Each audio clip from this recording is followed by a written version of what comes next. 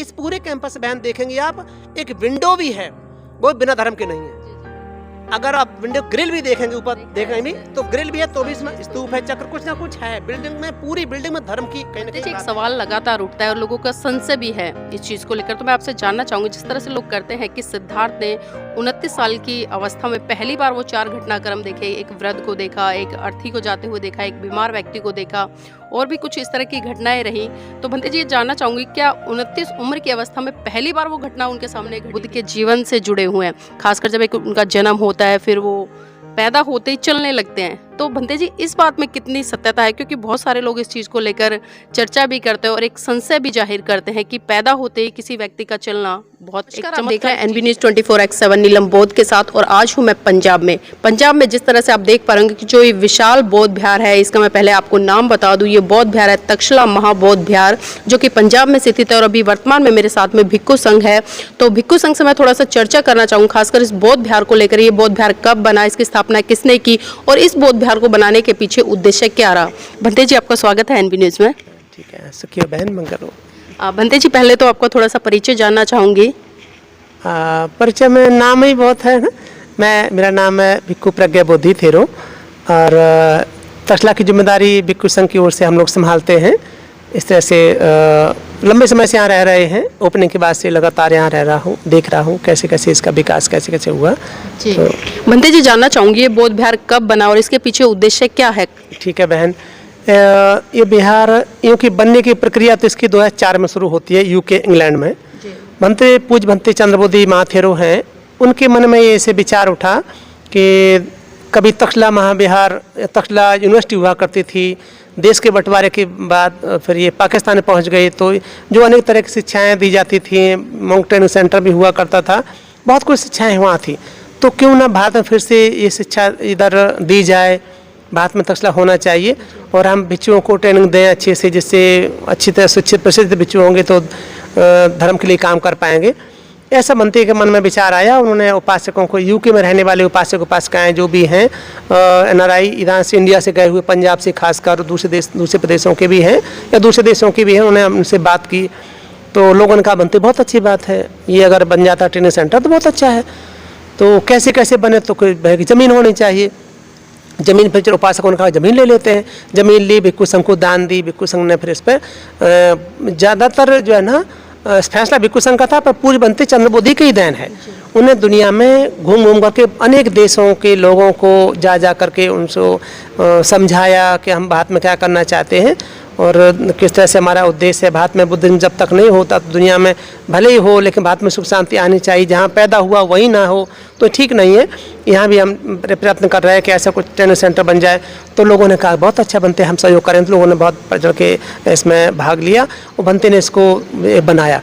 तो 2006 में 8 अक्टूबर 2006 में इसकी ओपनिंग हुई, और ओपनिंग के बाद में फिर जो उद्देश्य था भंते का कि यहाँ हम छोटे छोटे बच्चों को लेकर के, जैसे 7-8 साल के बच्चे हैं या 14-15 साल तक के होंगे, तो उनको लेकर के फिर उनको साल 6 महीने यहाँ रखेंगे। उनको चीवर पहनाना, कपड़े पहनाना, पूजा बनना, कुछ जो बेसिक जो शिक्षाएं हैं उनको देने के बाद में फिर हम इसको उनको बाहर भेजेंगे।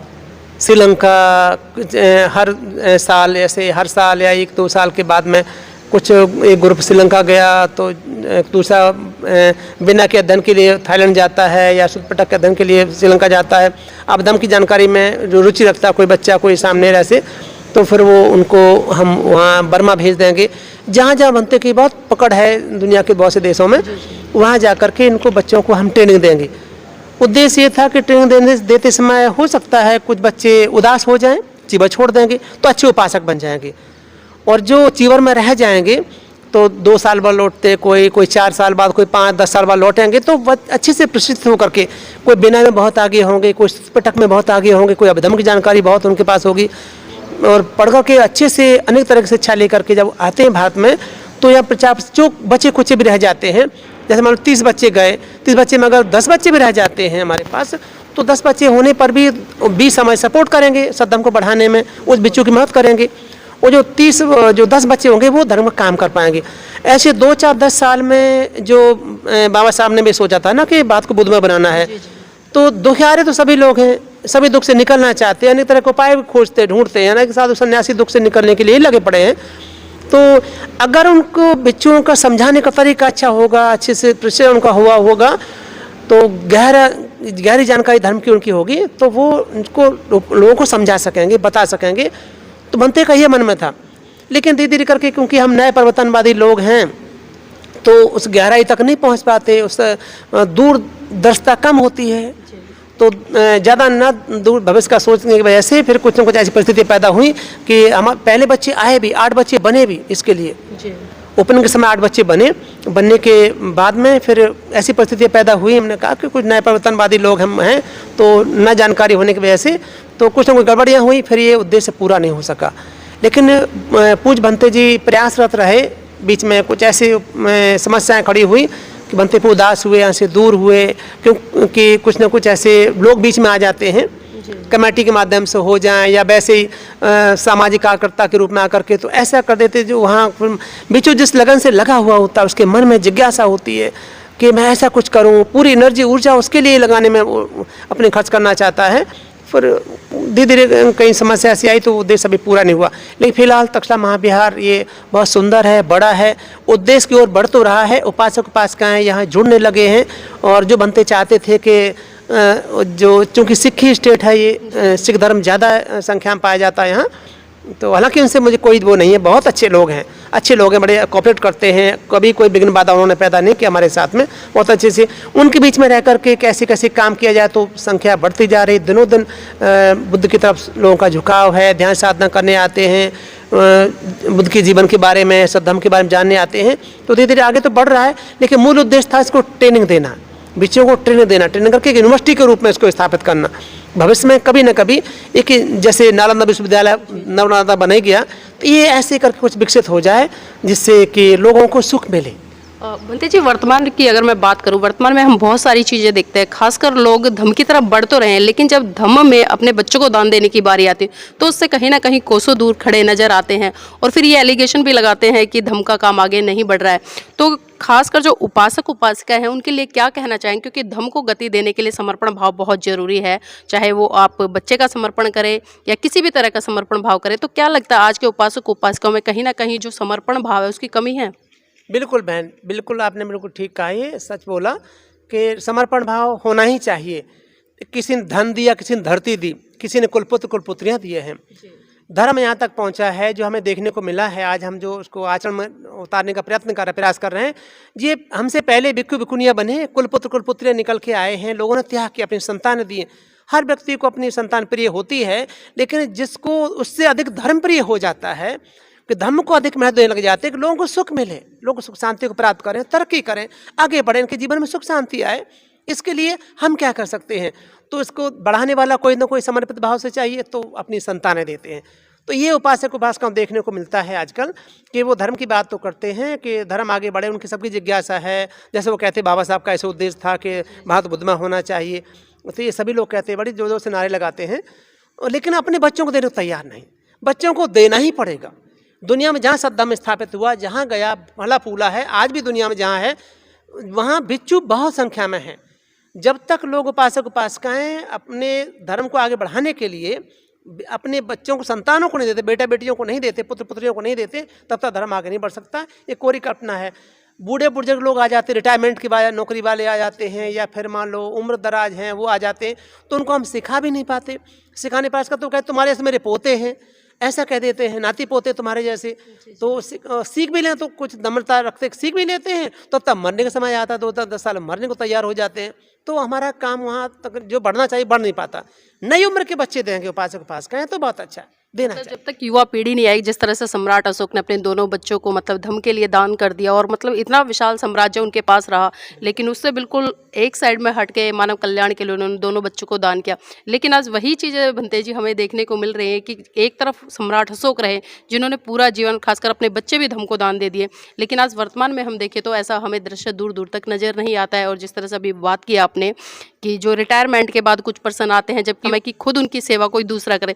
भंते जी, एक चीज़ और जानना चाहूँगी, यहाँ पर अभी मैंने बिहार में 4-5 पोस्टर ऐसे देखे लगे हुए जो महाकाणिक तथागत बुद्ध के जीवन से जुड़े हुए हैं। खासकर जब एक उनका जन्म होता है, फिर वो पैदा होते ही चलने लगते हैं। तो भंते जी, इस बात में कितनी सत्यता है? क्योंकि बहुत सारे लोग इस चीज़ को लेकर चर्चा भी करते हैं और एक संशय भी जाहिर करते हैं कि पैदा होते ही किसी व्यक्ति का चलना बहुत एक चमत्कारिक चीज़ है।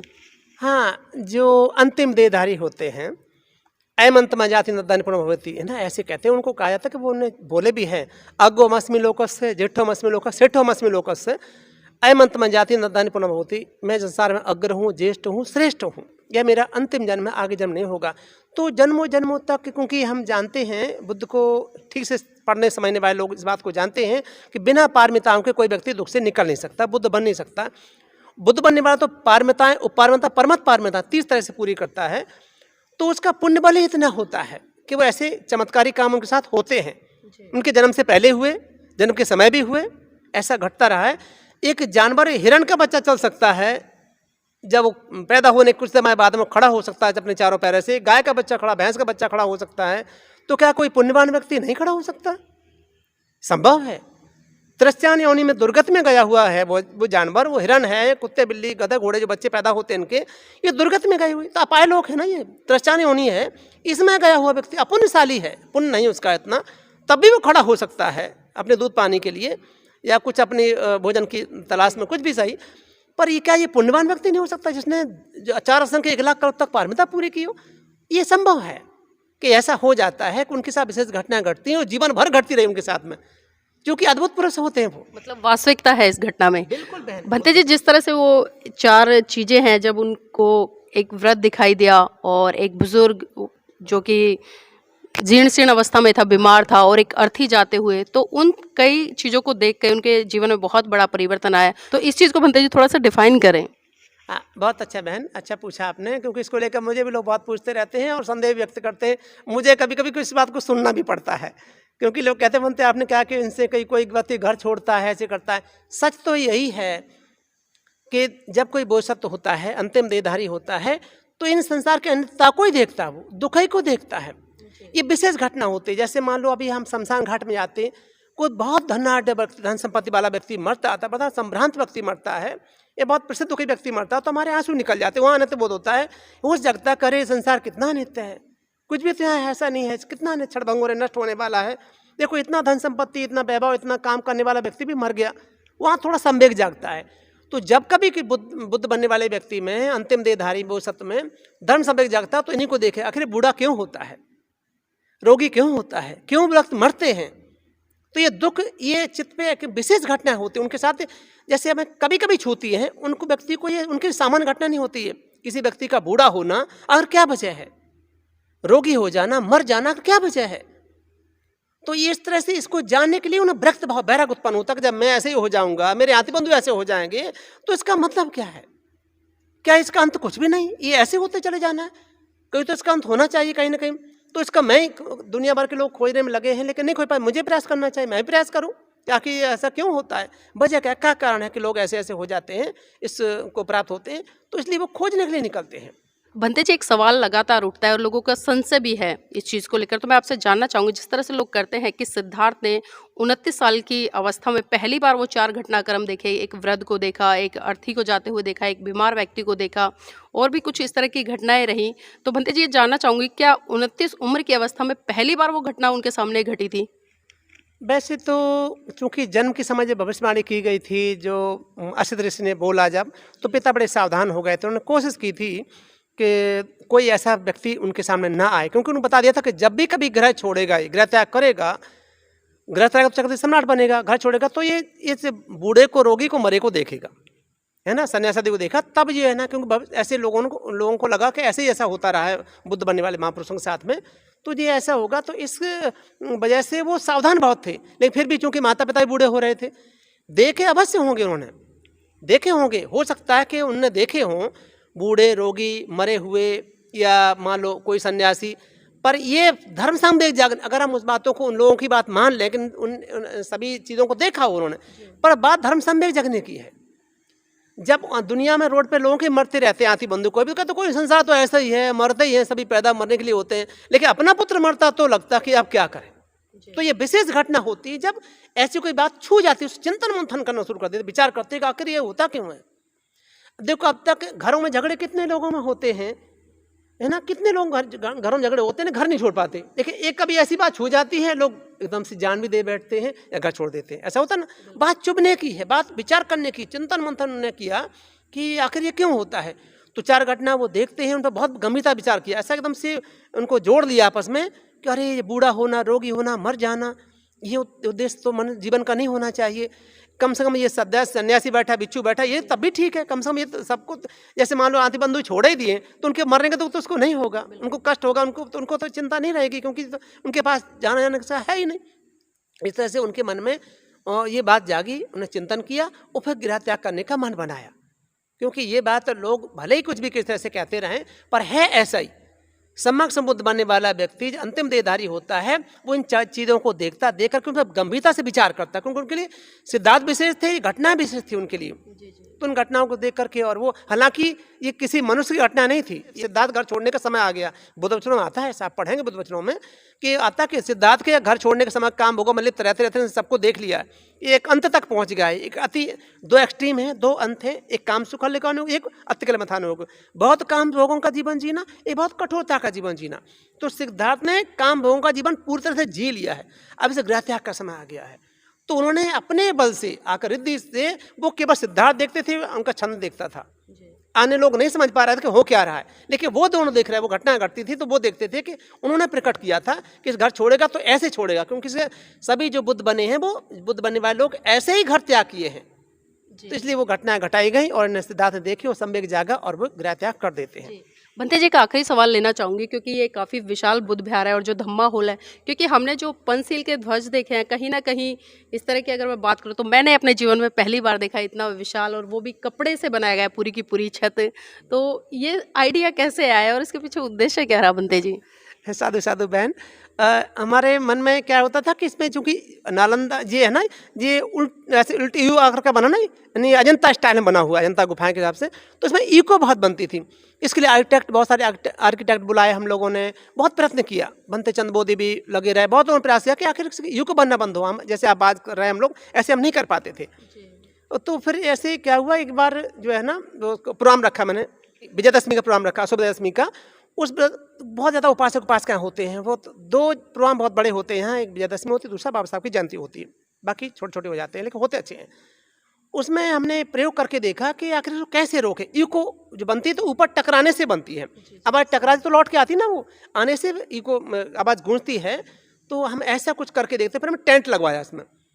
तो लोगों ने मुझे कहा कि प्रज्ञा बोधी पागल हो गया क्या, ऐसे करके टेंट, धम्मौल का टेंट लगवा रहा है। हमने कोई बार नहीं लगाओ, आप ऐसा नहीं लग सकता, आप सीधा ऐसे करके, जो छत जैसे होते हैं प्लेन लगता है, आप ऐसा लगाओ।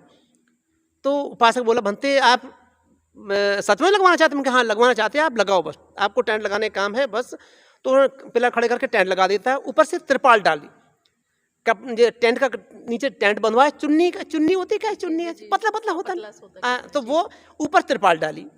तिरपाल डालने के बाद में मोटी सी, और नीचे जो है ना वो हमने कपड़ा लगवाया। तो जब यहाँ पर प्रोग्राम किया हम लोगों ने, तो बड़ा अच्छे से एकदम आवाज़ थी, एक जगह साउंड क्लियर थी, एक जगह वहाँ तिरपाल कम पड़ गया, गेट के नज़दीक, इससे जो धम्मौल गेट के नज़दीक तिरपाल कम पड़ा, वहाँ बोलते थे तो आवाज़ आती थी, इधर जो है ना कपड़ा पूरे में था लेकिन वहाँ तिरपाल नहीं थी। तो मुझे लगा कि ये कुछ आइडिया लेना था मुझे, हालांकि उसने 18,000 रुपये मुझसे लिए इसमें लगाने के। मैंने कोई बात नहीं, आप ले लो, जितना ले लो, है ना, कोई बात नहीं, कम करके लिया तब भी उसने इतना लिया। उसके बाद फिर मैंने कहा चलो ठीक है, एक मेरा प्रयोग था हो गया। इसको टेंट निकालने के बाद में फिर हमने लोगों, यूके के, इंग्लैंड के लोगों से, उपासकों से कहा कि ये इसकी आवाज़ रोकी जा सकती है, मैं धम्मौल के अंदर टेंट लगवाना चाहता हूँ, एक फ्रेम बना करके, उसको फ्रेम बनाएंगे, उसको तिरपाल डाल के नीचे से कपड़ा ला करके उसको ऐसा करना चाहते हैं। और वो जो पंचशील का ध्वज जो होता है 56 रंसियों करके, वो हम उसको लगाना चाहते हैं। तो यूके के लोग, क्योंकि बहुत लंबे समय से 17 साल मुझे यहाँ रहते रहते हो गया, इसका बहुत कुछ उपासक उपासिका बहनों ने, उपासकों ने अपनी गाड़ी कमाई परिश्रम की दी है, परिश्रम प्रसाद कमाई दी है, उससे मोस्टली विकास मैंने यहाँ रह करके किया है, उपासकों के सहयोग से। वो देते गए, हम कहते गए, वो करते गए। तो उनको मैंने कहा कि उनको भरोसा था कि बनते यहाँ रहते हैं, तो जो ऐसे कह रहे हैं तो उनको उचित लगा होगा। कुछ लोगों ने जरूर कहा कि बनते क्या हो गया आपको, हमने कहा जो कुछ हो गया है वो इतना किया है, मैंने आपका कभी पैसा दुरुपयोग नहीं किया पैसे का, आप विश्वास करके आप दे दो, वो मैं इसको करना चाहता हूँ, ठीक है। तो लोगों ने कहा बनते जितना पैसा लगता है आपको, फ्रेम लगवाना है, जो कुछ करना करो, हम देंगे। इंग्लैंड के लोगों ने फटाफट पैसे मेरे पास भेज दिए, मैंने मिस्त्री बुला करके इसको फ्रेम बनवाया, फ्रेम बनवा के इसको क्लैम करके लगवाया, इसमें फिक्स कराया। फिर खुद गया मार्केट में जा करके मैं टेंट का कपड़ा लेकर के आया। मैंने पहले पसंद किया था, मुझे ये बुद्ध के क्योंकि धर्म से जुड़ा हुआ है। इस पूरे कैंपस वैन देखेंगे आप, एक विंडो भी है, वो बिना धर्म के नहीं है। जी जी बिल्कुल। अगर आप विंडो ग्रिल भी देखेंगे ऊपर देखेंगे भी तो ग्रिल भी है, तो भी इसमें स्तूप है, चक्र कुछ ना कुछ है। बिल्डिंग में, पूरी बिल्डिंग में धर्म की कहीं ना कहीं बातें हैं इसमें। तो मैंने कहा ये इसमें ऐसा होना चाहिए। तो मैं मार्केट गया, जाकर मैंने टेंट दुकान जहाँ टेंट कपड़ा मिलता था वहाँ से कपड़ा खरीदा, और वो पासों को पश्चिम बंगाल के जो लोग थे उनको मैं संपर्क किया कि मुझे टेंट सिलवाना है ऐसे करके। तो आए, उन्होंने यहीं बैठ के फिर उसको सिल करके लगाया। तो ये मन में था कि बुद्ध के धर्म जीवन जुड़ी हुई घटना है ये, वो अच्छी बहुत लगती है। वहाँ से देखते थे सुरंग जैसी दिखती है, ऐसा लगता है तो पीछे से तरंग तथगत के निकल के आ रही हैं। तो मेरे मन में ऐसा आया था, और ये सफल भी हुआ। दुनिया में सचमुच इतना बड़ा कपड़ा कहीं लगा नहीं है जैसा कि तक्षशिला महाविहार में लगा है। तो पासाओं की देन है, पर अच्छा है जी। बहुत बहुत धन्यवाद भंते जी हमारे साथ आज इस महत्वपूर्ण चर्चा में जुड़ने के लिए। और वास्तव में देखिए जिस तरह से जितनी खूबसूरती के साथ में इस पंचशील ध्वज को यहाँ पर लगाया गया है, इसका एक विशेष उद्देश्य भी है जो भंते जी ने बताया, इसके पीछे कारण भी रहा है। लेकिन देखने में जितना सुंदर और आकर्षित लगता है, वास्तव में मन को मोह लेता है। जिस तरह से जो पंचशील है उसका महत्व है, और जो 5 कलर है पंचशील के ध्वज में उसका बहुत बड़ा महत्व है। और ये देखने में बड़ा आसान लग रहा होगा, लेकिन इसको बनाने में बहुत ज़्यादा मेहनत की गई है। एक तरह से पूरी आर्किटेक्ट के तहत इसको पूरी तरह से तैयार किया गया है, बहुत मेहनत लगी है। उपासक उपासिकाओं ने अपना श्रमदान इसमें दिया है, अपने आर्थिक सहयोग भी दिया है। और जिस तरह से भंते जी का ये प्रयास है बहुत ही सराहनीय और सफल है। तो मैं चाहूँगी आप इस वीडियो को ज़्यादा से ज़्यादा शेयर करें और कमेंट के माध्यम से बताएं कि जो ये बौद्ध विहार है इसकी खूबसूरती और इसके पीछे की जो संघर्ष गाथा रही है, किस उद्देश्य को लेकर इस बौद्ध विहार का निर्माण किया गया, और आज वर्तमान में उस उद्देश्य को चरितार्थ करते हुए किस तरह से ये बौद्ध विहार आगे बढ़ रहा है। और खासकर भिक्खु संघ की बहुत बड़ी महत्वपूर्ण भूमिका जिस तरह से भंते जी ने बताया। तो हम चाहेंगे कि इस वीडियो को आप ज़्यादा से ज़्यादा शेयर करें और कमेंट के माध्यम से बताएं कि ये बौद्ध विहार आपको कैसा लगा। और मेरी एक विशेष अपील और है, यहाँ पर जो भी लोग बाहर से घूमने आते हैं, खासकर पंजाब की तरफ, तो आप लोग यहाँ पर चलकर जरूर आएँ और इस बौद्ध विहार के दर्शन करें, ताकि आप भी कहीं ना कहीं इस बौद्ध विहार से बहुत सारी चीज़ें सीख कर जाएंगे। और जिस तरह से अभी भंते जी ने बताया कि आप इस बौद्ध विहार के जिस भी कोने में घुसेंगे आपको बुद्ध की विरासत कूट कूट कर देखने को मिलेगी। चाहे वो विंडो हो, विंडो पे भी सांची के स्तूप बने हुए हैं, अशोक चक्र बना हुआ है, बहुत सारी चीज़ें हमने खुद यहाँ पर भ्रमण किया। और काफ़ी विशाल बौद्ध विहार है, बहुत सारे रूम यहाँ पर बने हुए हैं, मैस की व्यवस्था है अच्छी, मतलब एक से बढ़कर एक सुविधा इस बौद्ध विहार में है। और इस बौद्ध विहार को आप हो सके तो दान भी दीजिएगा, क्योंकि दान के बिना आप कोई भी कार्य सफल नहीं हो सकता। और आप सभी को बताते चलूँ कि इस बौद्ध विहार में रहने की बहुत ही उत्तम व्यवस्था है। और जो जीटी रोड है उसके 500 मीटर के ही दायरे में ये बौद्ध विहार पड़ता है। और कभी भी आप आएँ तो इस बौद्ध विहार के दर्शन जरूर करें।